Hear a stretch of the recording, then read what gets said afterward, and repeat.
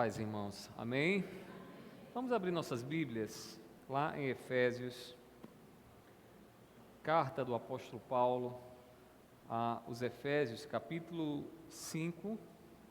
Nós iremos ler alguns versículos aqui intercalados. Hoje eu gostaria de meditar com vocês sobre a graça do Evangelho para a família. O Evangelho, ele tem graça, não só nos salvando, mas também nos dando sabedoria para poder viver em família, de forma que Deus seja glorificado. Então nós iremos aqui, nessa passagem, meditar em alguns versículos. Efésios capítulo 5, nós iremos ler versículos 21 e 22 e 25 e depois o 6, 4. Diz assim, Efésios 5, 21 e 22. Sujeitem-se uns aos outros no temor de Cristo. Esposas, que cada uma de vocês se sujeite a seu próprio marido como ao Senhor. Versículo 25. Maridos, que cada um de vocês ame a sua esposa como também Cristo amou a igreja e se entregou por ela. Agora, capítulo 6, versículo 4. E vocês, pais, não provoquem os seus filhos à ira, mas tratem de criá-los na disciplina e na admoestação do Senhor. Meu Deus, tenhas misericórdia de nós, como já foi pedido aqui nessa noite, nos dá entendimento na Tua Palavra, para que possamos, Deus, criar os nossos filhos, amar o nosso cônjuge, de forma que o Teu nome seja glorificado em tudo o que viermos fazer. E o que te pedimos nessa noite é que o Teu Espírito Santo nos ajude a compreender como o Evangelho, como Cristo Jesus nos ensina tudo isso. Pai, eu te peço assim, tenhas misericórdia de mim e dos meus irmãos, em nome do Teu Filho amado Jesus. Amém. Amém. Os irmãos podem se assentar. Meus irmãos, quando nós falamos de pecado, é comum as pessoas atribuírem, associarem o pecado ao coração do homem e ao distanciamento que existe, que ele causa entre nós e Deus. E de fato, é isso que o pecado causa na nossa vida. O pecado nos distancia de Deus. O pecado, ele nos leva a percorrer um caminho que Deus não quer que venhamos percorrer. E essa inclinação está dentro do coração de cada um de nós. De maneira que, quando Deus, então, Ele provê a salvação para a nossa vida, Ele dá um jeito nessa inclinação. Ou seja, Ele nos cria novamente e Ele coloca em nossos corações o Espírito Santo que agora nos inclina para vivermos para Deus, para honrarmos a Deus com a nossa vida. O Evangelho, irmãos, ele nos traz a revelação de Deus para remediar o pecado e nos coloca em paz com Deus. E graças ao nosso Deus, somos gratos a Ele por essa bênção na nossa vida. E nós precisamos entender que o pecado, embora afete a nossa vida particularmente, ele também corrompe as instituições que Deus criou. E a família é uma dessas instituições que foi criada por Deus. Deus foi quem disse ao homem: o homem deixa pai e mãe, se une à sua mulher e os dois formam um só corpo. Ou seja, é Deus quem estabelece a família.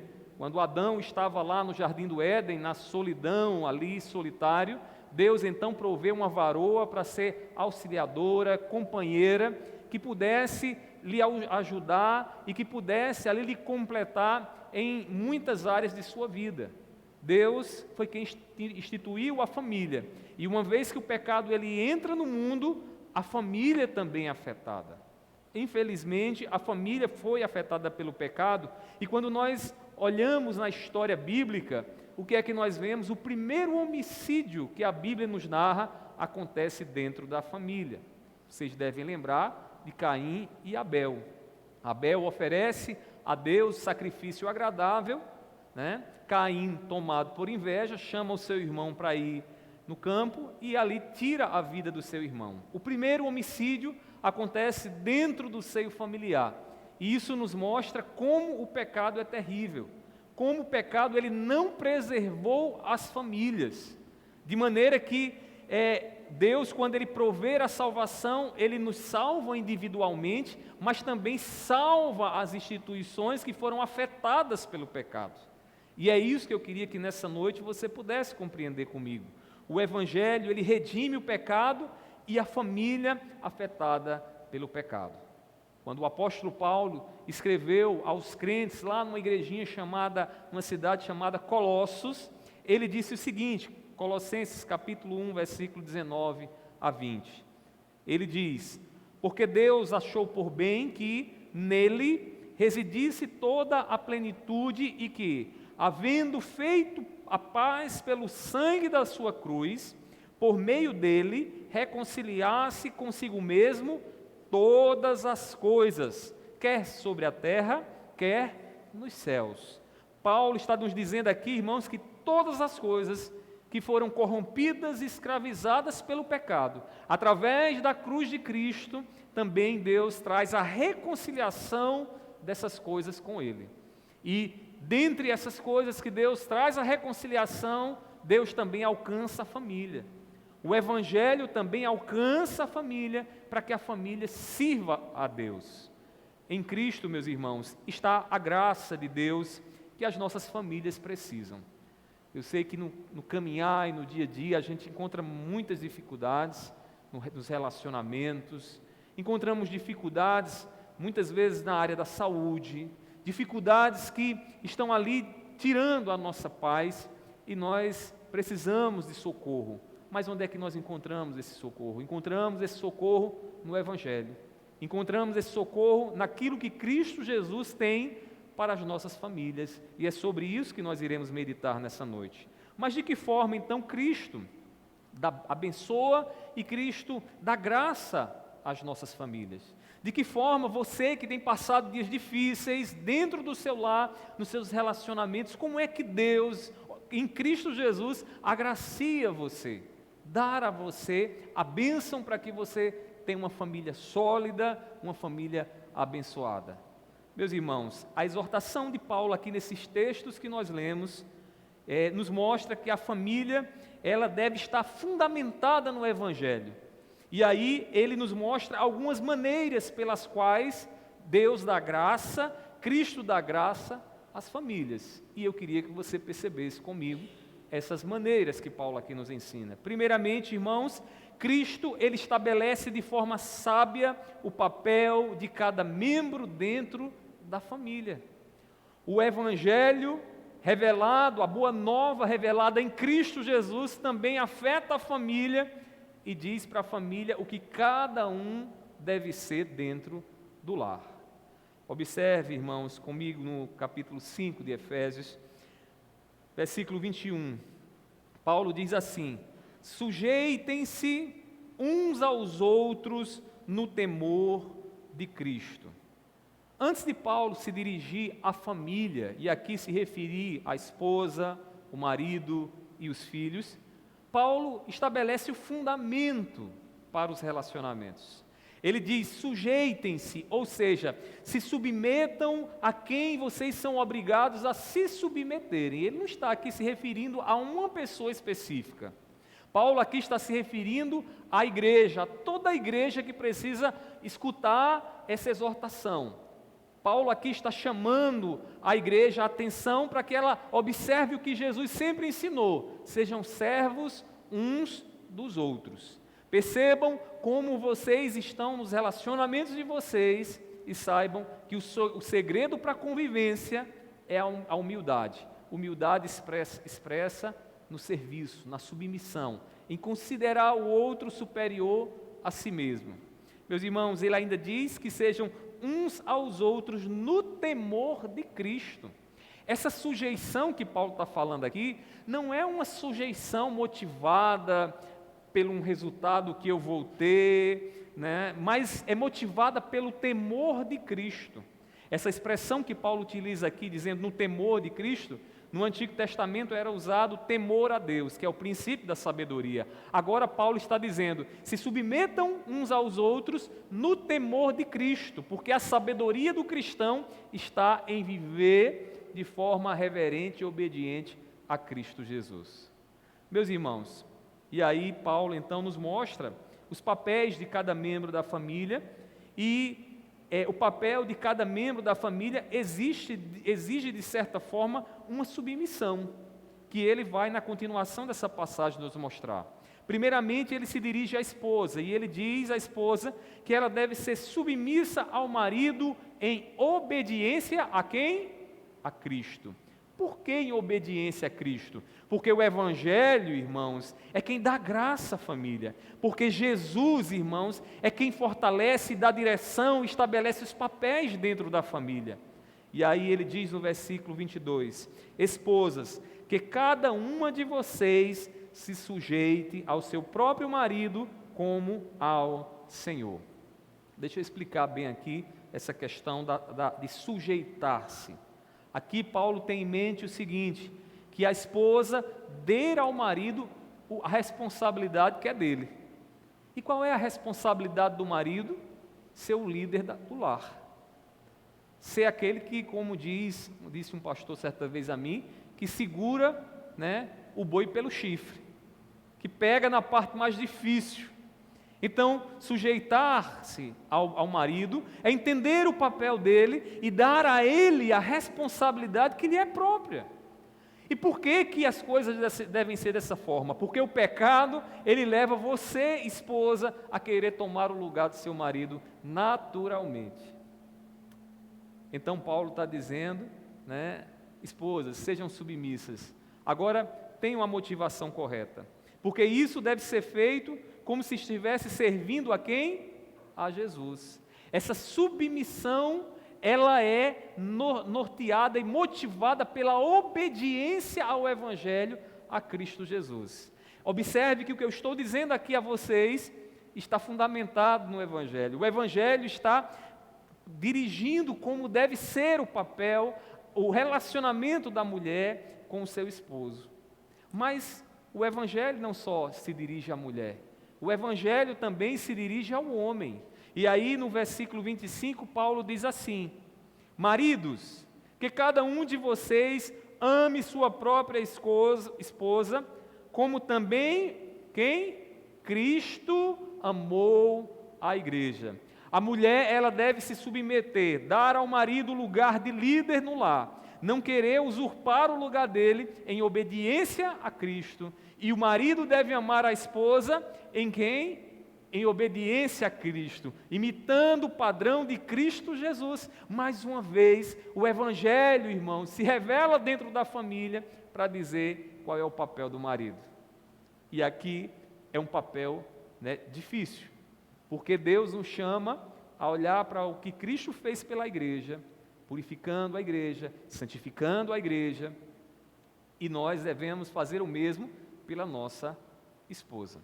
Às vezes, quando a gente encontra pessoas que dizem assim, mas parece uma coisa desproporcional, a mulher ser submissa, o homem está lá, papel de líder, fazendo as coisas. E, meus irmãos, se o marido entender o que Cristo fez pela igreja, e se o padrão que ele tem para o seu papel no lar estiver baseado em Cristo Jesus, meus irmãos, nós não teremos choque entre a submissão e o amor que o marido deve ter pela esposa. Agora, quando é que o conflito aparece? Quando uma dessas partes falha. Quando a mulher se submete ao marido ou não se submete ao marido, ou quando o marido não ama a esposa como Cristo amou a igreja. Meus irmãos, o segredo para um casamento cristão abençoado é olhar para Cristo, é ser agraciado por Cristo Jesus, porque Jesus tem para nós a lição que nós precisamos aprender, para nos conduzir bem, para vivermos bem dentro do nosso lar. Por que muitas vezes não nos damos bem dentro do lar? Porque Cristo Jesus foi posto num lugar secundário. A gente está pensando mais no próprio umbigo e no que queremos e deixamos de querer, ao invés de perguntar o que é que Cristo tem a me ensinar. E quando nós agimos assim, irmãos, a tendência é conflito. O pecado assumir a dianteira e o relacionamento e a família ser afetada. Além disso, meus irmãos, além de instruir a esposa e o marido, o Evangelho também instrui os filhos. E aí, veja o que diz no capítulo 6, versículo 1, diz assim, filhos, obedeçam a seus pais como, irmãos? Como, irmãos? Como, irmãos? No Senhor. Ele não diz que é uma obediência do jeito que você quer. É uma obediência em Cristo, é um amor em Cristo, é uma submissão em Cristo, porque o Evangelho, irmãos, é quem agracia a família. Porque a família cristã, ela precisa olhar para Jesus e aprender com Cristo como viver. A família cristã, ela não está fundamentada numa ideologia, que alguém diz, olha, para você viver feliz, você tem que viver como eu penso, ou como eu quero, ou como pensaram. Não, irmãos, a família cristã olha para o Evangelho, olha para Cristo, e a esposa se submete ao marido e serve ao marido no Senhor. O marido ama a sua esposa, olhando para Cristo, em obediência a Cristo, e se entregando como o próprio Cristo se entregou. E os filhos se submetem aos pais, porque veem nos pais a autoridade que Cristo dá. Diz: filhos, obedeçam a seus pais no Senhor, pois isto é justo. O testemunho de Cristo, irmãos, na vida do filho cristão, é dado pela obediência aos pais. Um filho abençoado é um filho que escuta o pai, que é um crente, serve de Deus, um homem zeloso, um homem piedoso, e obedece a esse pai. Se quisermos experimentar a graça e a bênção que Cristo tem para nós, meus irmãos, na nossa família, nós precisamos fazer de Jesus a motivação das nossas funções familiares. Deixa eu ser um pouquinho mais profundo com você. Eu não sei qual é a motivação que você tem para fazer o que você tem feito, como marido, como esposa, como filho. Mas o que a palavra do Senhor aqui nos ensina nessa noite é que a gente precisa olhar para Jesus. Que a gente não pode estar olhando para ninguém aqui dessa terra, porque ninguém aqui nessa terra tem um padrão que Cristo tem para nós. Se queremos saber como disciplinar, como muitas vezes acontece, tá lá os filhos crescendo, a gente precisa corrigir. A palavra do Senhor diz: olhe para Cristo, porque Deus, Ele corrige o filho a quem ama. A gente aprende com Cristo. Se a gente quer saber como amar o nosso cônjuge, a gente olha para Cristo Jesus. E Jesus nos amou sendo nós ainda pecadores. E aí Ele nos ensina a olhar para as falhas do nosso cônjuge e ver as falhas dele, as falhas dela, e dizer: eu vou te amar independente das tuas falhas. Meus irmãos, o Evangelho tem o segredo para a nossa família. Está debaixo da bênção de Deus. O problema é que a gente se distancia muito disso. No corre-corre, nas decisões rápidas, no impulso da carne, a gente se esquece de perguntar e falar com Cristo. O que é que Cristo tem a me ensinar como marido? Meus queridos irmãos, Cristo, Ele deve ser o padrão de qualidade dos nossos papéis familiares. Você sabe o que é o padrão de qualidade? Toda empresa de manufatura, quando o produto é feito, passa por um teste de qualidade. E há uma série de critérios que precisam ser observados. Normalmente o padrão é aquele objeto perfeito que foi feito, sem defeito. É o ideal, É o ideal. E aí, aquele objeto é comparado e então é visto se ele atende aqueles critérios de qualidade. Se ele atende aqueles critérios de qualidade, ele passa. Se não, não passa, não pode passar. Meus irmãos, o critério de qualidade da nossa família, das nossas funções como pai, mãe, filhos, está em Cristo Jesus. Estão em Cristo Jesus. Nós precisamos olhar para Cristo Jesus e aprender com Ele o que significa ser um filho. O que significa ser um filho? O que significa ser uma esposa? Precisamos olhar para Cristo Jesus, porque o Evangelho tem graça para as nossas famílias. O Evangelho não fala só da nossa salvação. O Evangelho, irmãos, também toca a nossa família, porque a nossa família e a sua família foi afetada pelo pecado. Eu espero que você possa entender isso. Eu espero que nessa noite o Espírito Santo mova o seu coração a orar e pedir mais graça em Cristo Jesus para você cumprir o seu papel dentro da sua família. Meus irmãos, depois de termos visto então que Cristo, Ele estabelece de forma sábia os papéis familiares, Vejamos então outra maneira pela qual Ele agracia as nossas famílias. Antes de prosseguir, o que é que o mundo tem proposto? O mundo tem proposto uma completa disfunção nos papéis familiares, né? Vocês já viram nos filmes que o homem frágil, o homem que não lidera mais, o homem que tem a vozinha fina, é o protagonista, é o herói muitas vezes. Herói, entenda-se aqui, é aquele personagem que está ali, ele não tem relevância. Quem tem relevância é o quê? Ou é uma mulher, ou é um homossexual, ou é uma criança. E isso, irmãos, é um completo ataque ao seu papel como homem, né? Inclusive, esses dias eu estava lendo uma reportagem que na Europa, irmão, já há uma preocupação com relação à segurança das mulheres. Em que sentido? Os homens de lá, muitos já não sabem como defender uma mulher. Isso tem preocupado, irmãos, porque as mulheres têm se sentido fracas, têm se sentido inseguras ao lado de homens que, diante de uma situação difícil, afrouxam, não sabem como dar proteção à sua família. Ou seja, é isso que o mundo tem ensinado. Meus irmãos, nós precisamos voltar para Cristo, entender o nosso lugar, o nosso papel. O Evangelho, ele tem graça para a nossa família, porque ele nos mostra o que é que significa ser um pai, o que é que significa ser uma mãe, uma esposa, um esposo. Não é ser bruto não, irmãos, é ser como Cristo, é entender o que Deus colocou em nós como homens, né? E cumprirmos o nosso papel, colocou em você como mulher, para que você cumpra bem o seu papel. Meus queridos irmãos, que Deus nos dê graça. Mas vejamos aqui então outra maneira pela qual Cristo Jesus agracia nossas famílias. Em segundo lugar, Cristo, ele nos dá o fundamento ideal para o convívio familiar. Irmãos, o fundamento, a base. Irmãos, e base é algo muito importante. Numa construção, se você não se preocupar com a base, você pode construir paredes lindas, você pode colocar cerâmicas perfeitas, você pode ornamentar da melhor forma possível, mas essas paredes vão cair, porque é o fundamento que dá sustentação, e por isso o fundamento é importantíssimo. Eu pergunto, no que está fundamentada a sua família? No que você tem fundamentado a sua família? Jesus, ele nos ensina, irmãos, o fundamento ideal para que você conviva bem com seus filhos e com o seu cônjuge. E eu queria que você percebesse comigo, isso está no versículo 25.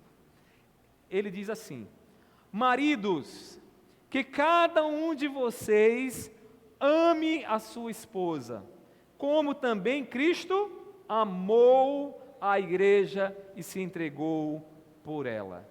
Meus irmãos, Paulo repete por 2 vezes: marido, ame, como Cristo amou, porque o amor é o fundamento que dá sustentação no convívio familiar. Vocês que não casaram aí, né, que estão namorando, ainda estão de paquera, vão casar um dia aí, aprendam isso. É o amor que dá sustentação ao casamento. Não é um parceiro perfeito, porque você não vai encontrar ninguém perfeito. Ninguém é perfeito, né? O pecado, ele engana dizendo o seguinte: eu sou tão perfeito e o outro é todo errado. Por isso que encontramos gente, muitas vezes, casados, né, que fica reclamando do outro, porque o outro tem isso, tem aquilo. É claro, ele é pecador, mas eu também sou. Né? Nós somos pecadores, mas o que é que une pecadores? O que é que faz com que pecadores convivam 10, 15, 20, 30 anos, 50 anos até a morte, até que a morte separe debaixo do mesmo teto? O que é que une pecadores para que pecadores vivam até que a morte separe? O amor. E o amor não é aquela paixão, aquela atração. Você disse: eu estou capaz de morrer, eu não como mais por aquela pessoa. Não. O amor, irmãos, ele é provado quando no dia a dia nós vamos percebendo as falhas do outro, né? O amor é provado quando as mazelas do nosso cônjuge e as nossas mazelas venham à tona. E aí o outro olha para a gente e diz assim: você faz isso, né? Mas eu te amo. Né? Eu costumo até brincar com Mirelle, me permita dizer, Mirelle, às vezes, Mirelle, a gente conversando, ela vem e diz uma coisa lá, eu te amo, aí eu disse, espera aí que eu vou gravar aqui no celular, porque quando você reclamar dos meus pecados, eu vou dizer, escuta agora. Aí eu digo, e sabe por quê? Porque eu sou perfeito? Ela é perfeita? Não, irmão, nós somos imperfeitos. Agora, quando a gente entende o fundamento ideal que o Evangelho nos dá, a gente é capaz de viver até que a morte separe. Porque o amor, meus irmãos, ele é provado todas as vezes em que nós percebemos a mazela do outro, o pecado do outro. E aí nós precisamos amar. Né? Amar quem é perfeito. Você não vai amar ninguém nessa terra, porque só Deus é perfeito. Mas o amor, irmãos, ele vem exatamente para que a gente possa conviver com as imperfeições do outro. E é por isso que Paulo está dizendo, ame a sua esposa. Ame a sua esposa, e qual é o padrão? Como Cristo amou a igreja. Cristo amou uma igreja perfeita? Amou, irmãos? Cristo amou uma igreja perfeita? Não. A igreja é constituída de pecadores. Marido, sua esposa vai pisar na bola, vai pisar no seu calo, vai dizer coisas que vai te desagradar. Você também vai dizer coisas que vai desagradar ela, mas lembre-se, você deve amar. E amar como Cristo, porque o Evangelho tem graça para a família, porque ele nos dá o fundamento para que a gente possa conviver bem dentro do lar. Irmãos, o amor do marido à esposa é o maior exemplo que os filhos podem receber dos pais. Quando nós estamos convivendo em família e amando como Cristo nos ensina a amar, nossos filhos são abençoados a reboque. Esses dias eu cheguei em casa do seminário, era sábado, muito cansado. Aí eu cheguei, Mirelle estava na cozinha, coisa de casados, né? Eu cheguei lá, abracei ela, cansado, e comecei a beijar ela, cheirar ela, ficava fazendo carinho lá. E eu nem me dei conta que tinha uma criaturinha, a Mariana, lá na cozinha. E a Mariana assim, ó.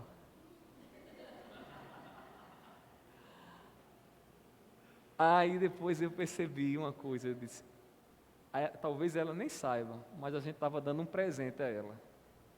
Ela estava olhando para o pai e a mãe, vendo o carinho, o afeto entre a gente, o amor que existe entre a gente, estava dizendo lá no fundo do coração, é assim que eu quero, para mim também. É assim que eu vou buscar para mim um casamento. Quando os pais se amam, os filhos são abençoados a reboque. Entenda isso nessa noite. Ame. Ame para que os seus filhos vejam o seu amor. Para que os seus parentes vejam o seu amor. Porque quando eles começarem a ver isso, eles vão ser abençoados, eles vão crescer seguros, eles vão entender muita coisa na vida, eles vão ter padrões elevados para si mesmo, porque eles vão dizer, eu também quero viver essa experiência. Meus irmãos, pais que se amam dão aos filhos motivo de honra. Quando Paulo diz assim, lá em Efésios 6:2, honrem seu pai e sua mãe. Antes de dizer, honrem seu pai e sua mãe, Paulo está dizendo, marido, ame sua esposa. Marido, ame sua esposa. Porque se você amar sua esposa e vocês dois se amarem, os filhos de vocês vão dizer em praça pública, eu honro meus pais. Meus pais são o modelo e o padrão para mim. Quer uma honra maior do que essa?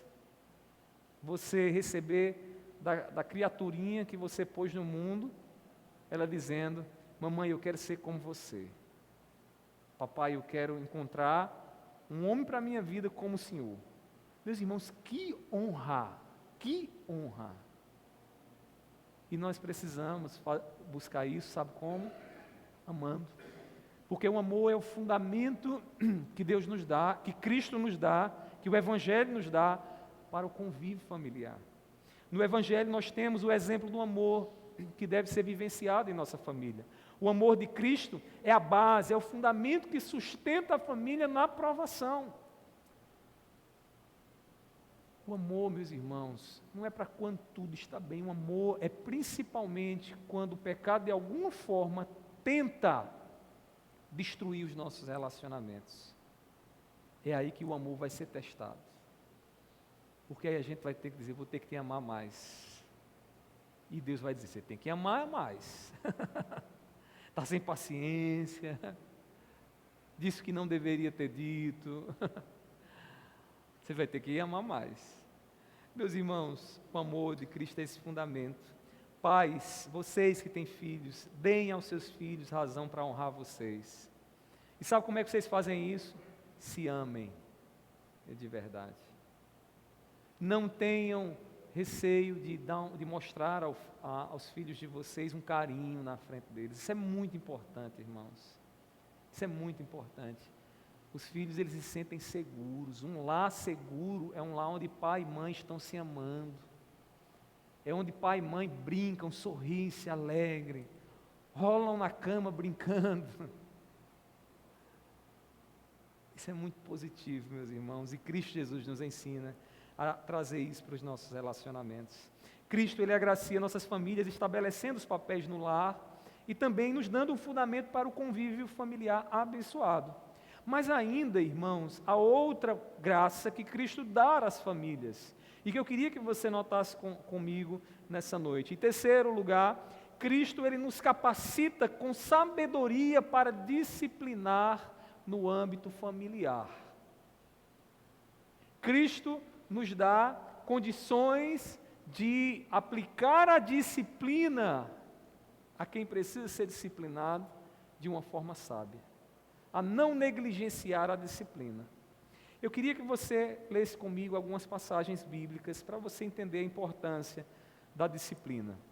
E nessas passagens, você vai perceber que a disciplina não é um ato de ira, não é a sua justiça, que muitas vezes é até injusta, né?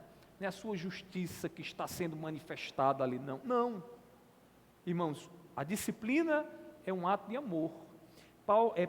Lá em Provérbios, capítulo 13, versículo 24, observe na sua Bíblia aí, Provérbios 13, 24, veja o que o sábio diz.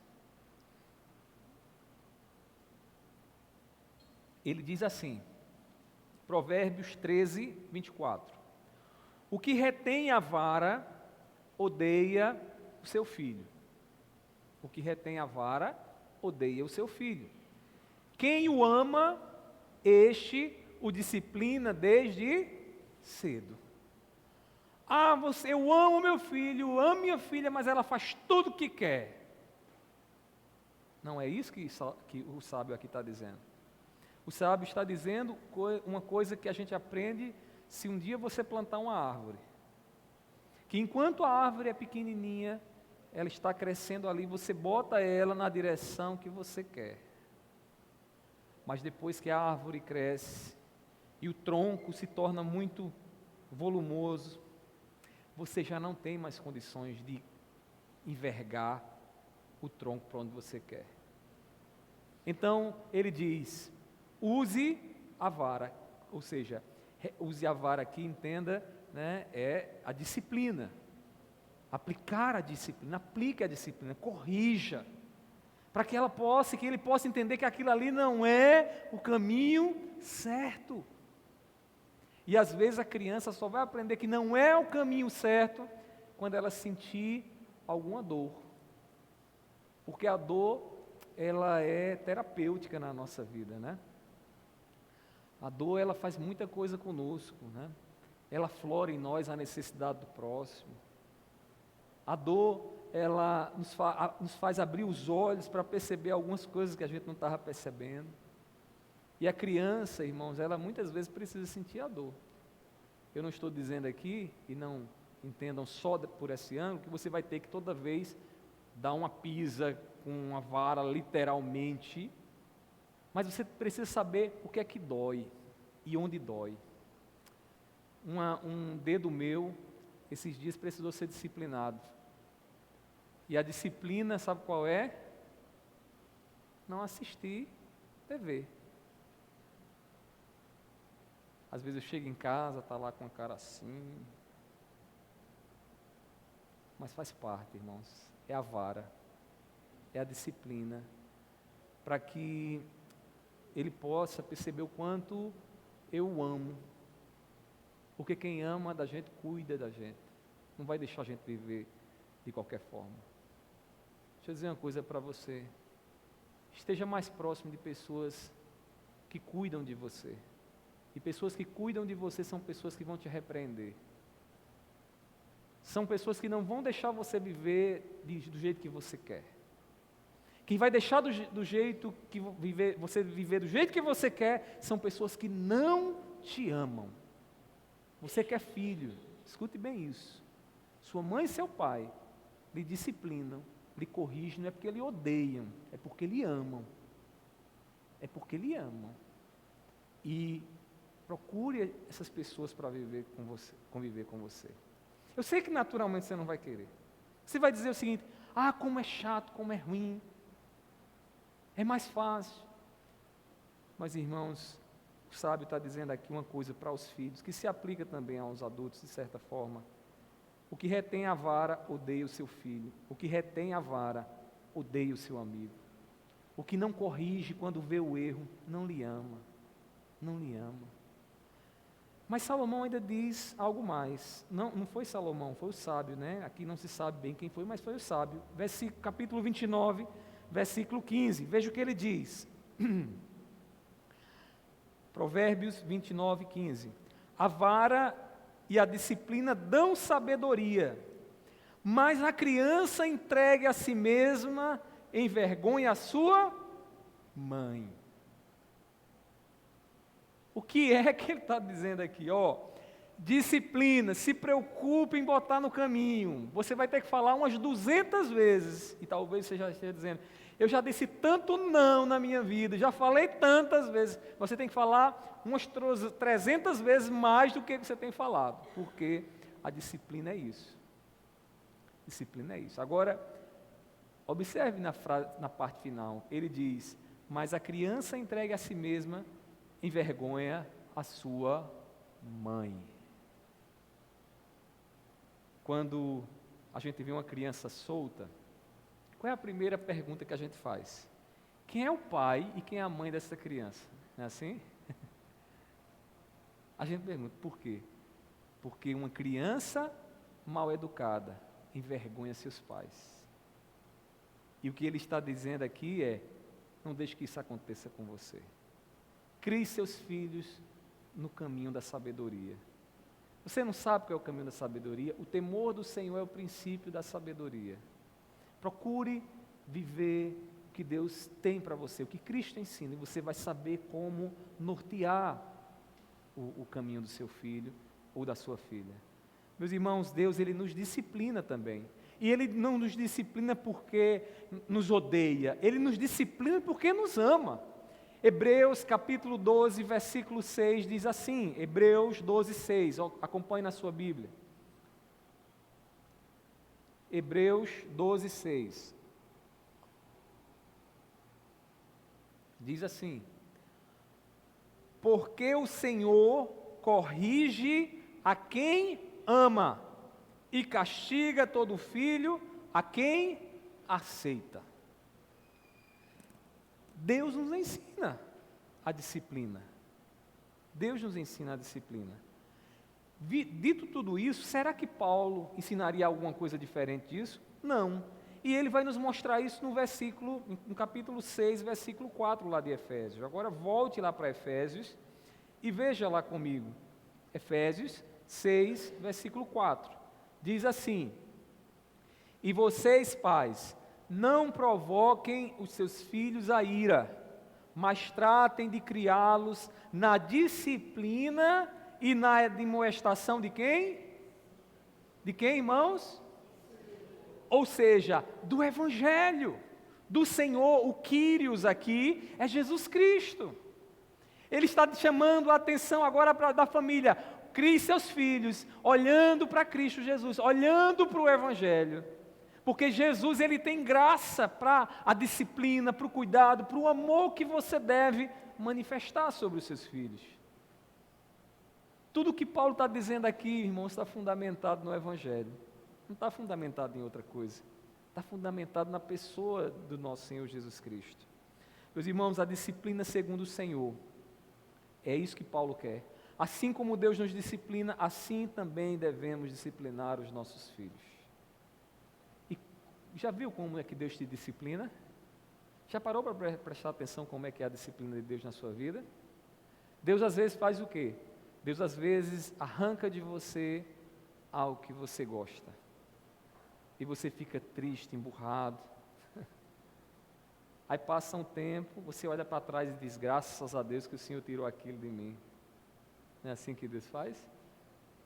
Às vezes Deus permite uma situação de dor, de aflição, coloca você no hospital. E lá no hospital, em meio à dor, Deus está disciplinando. E depois que aquele período passa, aí você entende, Deus estava querendo me ensinar isso e aquilo. Meus irmãos, Deus faz assim com a gente. E é assim que a gente disciplina filhos. Quando eles olham pelo retrovisor, eles podem dizer, graças a Deus que meu pai fez isso. Graças a Deus que minha mãe fez isso. Quinta-feira, eu conversava com alguns irmãos aqui da igreja, a gente falando sobre disciplina de filhos e tal. Conversei com o irmão Elias, o irmão Louro, né? E eles falando, eu aprendendo com eles, né? Já viveram, já criaram, já tem filhos casados, já tem neto e tudo. E a gente fica só escutando, né? E eles lembravam de algumas disciplinas, né, que aplicavam aos seus filhos. E eu fiquei ali só aprendendo, disse, meu Deus. E aí uma coisa que eu percebi, né, que eu já fiz isso, que é os filhos hoje agradecer aos pais pela disciplina que levaram. Hoje os filhos, depois que crescem, entendem a vida, olham para trás e dizem assim, meu pai, muito obrigado, porque naquele dia o Senhor, né, me disciplinou.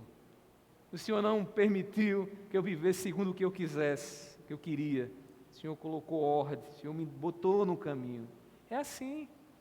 Se os seus filhos vão chorar, vão emburrar e vão até querer manipular você e dizer, olha, eu não amo mais você, não se preocupe com isso não. Eles vão deixar de amar você. Agora aplica a disciplina, porque a disciplina é exercício de amor.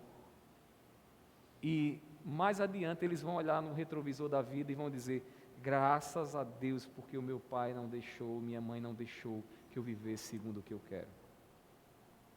Daqui a uns 20 anos, eu vou conversar com muitos de vocês, vocês vão dizer para mim, é verdade, pastor. E converse com os irmãos mais experientes aqui da igreja, né? Converse com eles, eles vão mostrar para você como isso tem valor, né? Como disciplinar os filhos tem valor. Meus irmãos, devemos aprender a corrigir nossos filhos em Cristo Jesus. O Evangelho tem essa graça para nós.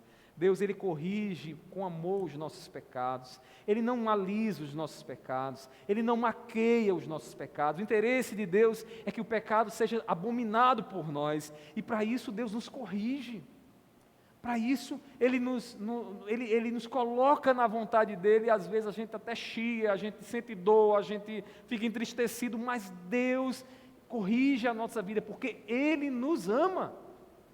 Meus irmãos, Cristo não faz vista grossa ao nosso pecado, e o desejo dEle é a nossa santificação, e nisso está a sabedoria do Evangelho, nos trazer e nos levar à santidade de Deus.